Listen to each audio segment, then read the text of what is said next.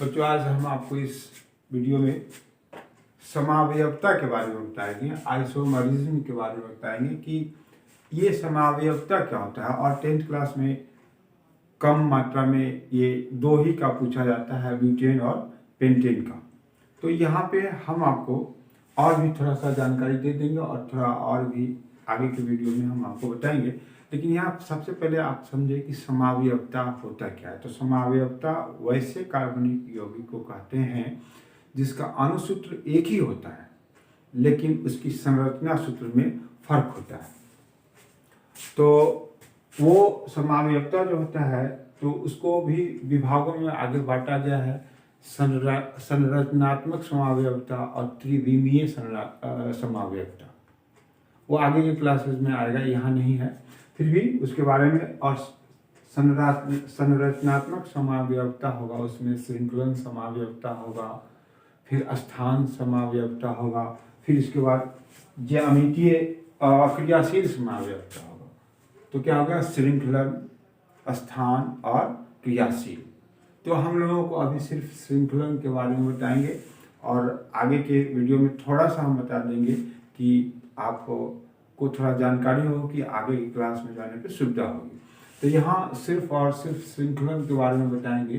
तो इसमें उसमें भी पहले आप समझ लें, अगर जिस कार्बनिक यौगिक में कार्बन की संख्या 1, 2 और 3 होगा, उसका सिर्फ उसका अलग से समावयव भी नहीं होगा, बल्कि वही का वही उसका हो जाएगा methane, ethane, propane, methane, ethane, propane. इसके बाद आगे समावयव बनाने के लिए 10th क्लास में पूछा जाता है ब्यूटेन और पेंटेन का।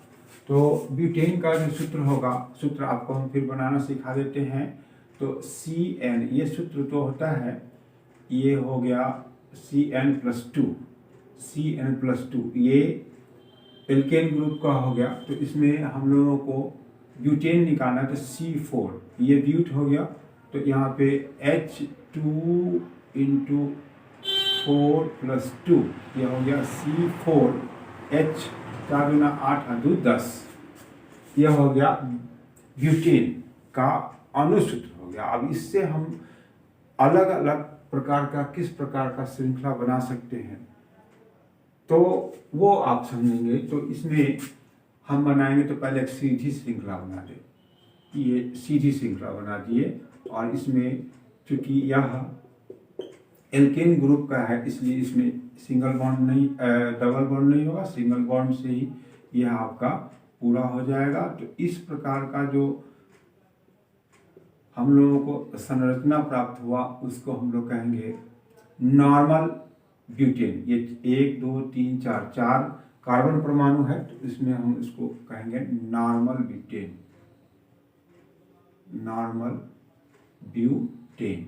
और इसको इस प्रकार से भी लिख सकते हैं ब्यूटेन। ये भी हम आगे आपको बताएंगे। इसके बाद फिर दूसरा इसका हम लोग संरचना दे सकते हैं इस प्रकार से, यहाँ दे दे C और फिर 1, 2, 3, 4 तो हो ही गया। तो यहाँ पे इसको हम लोग अब फुलफिल कर दे, यहाँ दे दे 3, 1, 4, यहाँ भी हो जाएगा, इसका भी पूरा हो गया और इसका भी पूरा हो गया। तो अब इस प्रकार से जो इसमें से एक चेन निकला, एक ब्रांच निकला, एक शाखा निकली, तो उसको हम लोग कहेंगे आइसो ब्यूटेन। इसका ये 2 प्रकार का आपको बन गया। तो इसको जो सीधी श्रृंखला होगी उसको हम लोग नॉर्मल ब्यूटेन कहेंगे, जिसमें एक श्रृंखला होगी उसको हम लोग आइसो ब्यूटेन कहेंगे, और जिसमें 3 श्रृंखला होगी उसको हम लोग नियोपेंटेन कहेंगे। उसका फिर दूसरा नाम स्थान के अनुसार भी उसका नामकरण होता है। तो ये हम लोगों को बन गया ब्यूटेन का। ये हम लोग किसका बना है? ब्यूटेन का समयावयव, जो 10th क्लास में ज़्यादा मात्रा में पूछता है। अभी हम सिर्फ 10th का बता रहे, थोड़ा सा आगे हम बता देंगे। अब हम लोग पेंटेन का देखें वो किस प्रकार से बनेगा। तो C5H2 × 5+2, C5H 5 दूना 10 और 2 12। यह हो गया पेंटेन का अणुसूत्र। अब इससे हम कितने समावयवी बना सकते हैं, तो आप देखें, तो पहले तो नॉर्मल बनाए 5, 3 2 5। इसके बाद ये आपका नॉर्मल सीधी श्रृंखला में जो होगा, सिर्फ सीधी श्रृंखला में होगा, उसको हम लोग नॉर्मल पेंटेन कहेंगे। और चूंकि नॉर्मल तो बोलेंगे ही, और साथ साथ कार्बन की संख्या 5 है, इसलिए इसको हम लोग नॉर्मल पेंटेन बोलेंगे। इसके बाद अब दूसरा बना के देखें हम लोग, तो पहले ऐसे कर दे 1 2 3 4 और यहाँ पे 5 देते हैं। अब इसके हम लोग हाइड्रोजन को, उसके बंधन को पूरा कर दें ऐसा।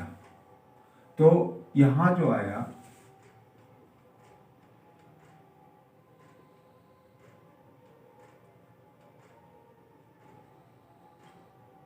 इस प्रकार से, तो एक ब्रांच इसमें से निकला हुआ है, यहां से देखें ये ब्रांच एक निकला हुआ है इसमें से, तो इसको हम लोग कहेंगे आइसो पेंटेन। और अब एक और बना ले हम श्रृंखला, इसमें एक ब्रांच निकला हुआ है, तो एक वाले के लिए क्या बताया गया है, आइसो। और फिर इस प्रकार से दे दे, एक ब्रांच इधर दे दे, एक ब्रांच इधर दे दे, तो 2 ब्रांच निकल गया, तो 2 शाखा इसमें से आया, तो इसका नाम हो जाएगा, पहले इसको हम लोग फुलफिल कर दें,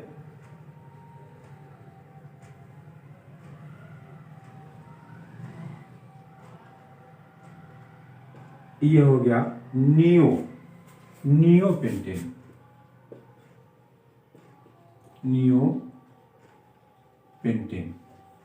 तो ये अभी हम सिर्फ ब्यूटेन और पेंटेन का हम आपको बताए हैं, पहले आप इसको ध्यान से देखिए। इसके बाद इसका हम इस प्रकार से भी हम लोग लिख सकते हैं CH3 CH2 CH2 CH2 और CH3, ये हो गया। इस प्रकार से भी हम लोग बनाएंगे। फिर इसका हम लोग लिखेंगे CH3 CH2 C, यहाँ हो गया CH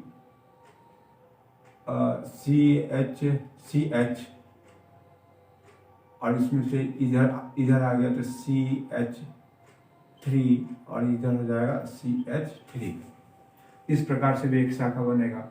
इसका कैसे नाम होगा, इसको भी, इसके बारे में फिर हम बताएंगे। इसमें आ जाएंगे, इस प्रकार से लिखेंगे CH3 C CH3 CH3 और फिर यहाँ पे हो जाएगा CH3।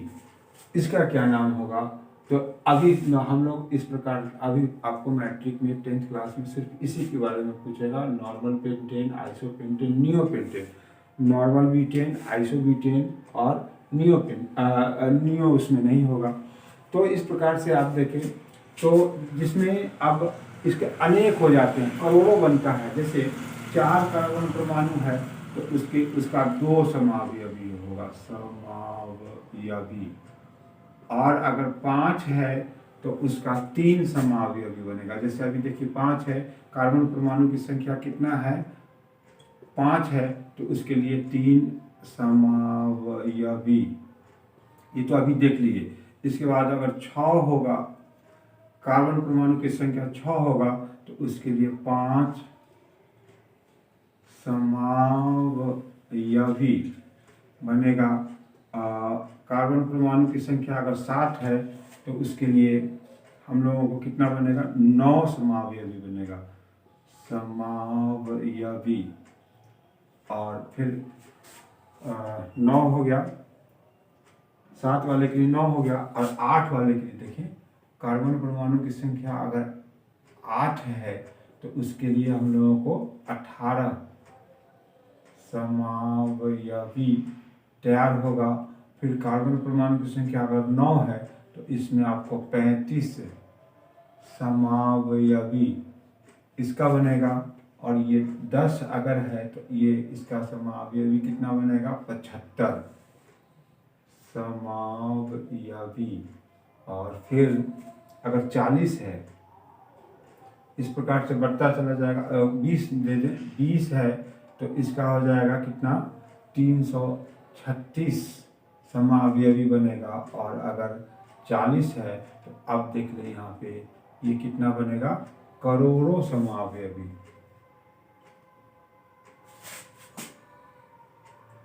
समावयवी इसका तैयार होगा। तो इस प्रकार से तो हम लोगों को उतना विस्तृत में नहीं जाना है, लेकिन फिर भी जहाँ तक होगा हम आपको बता देंगे। इस प्रकार का स्थान समावयवी किस प्रकार से लिखा जाता है उसके बारे में हम आगे आपको कल की वीडियो में देंगे। लेकिन ये 10th क्लास के लिए normal butane, isobutane, normal pentane, isopentane और नियोपेंटेन 5 वाले का 3 लिखा हुआ है देखिए। तो इस दोनों का हम लोग तैयार कर लिए। इसके बारे में हम आपको फिर कल की वीडियो में देंगे, नेक्स्ट वीडियो में देंगे, जो आप देखेंगे। सबसे पहले आप मेरे चैनल को सब्सक्राइब कर दें जिससे मेरा वीडियो आपके पास पहुँचे।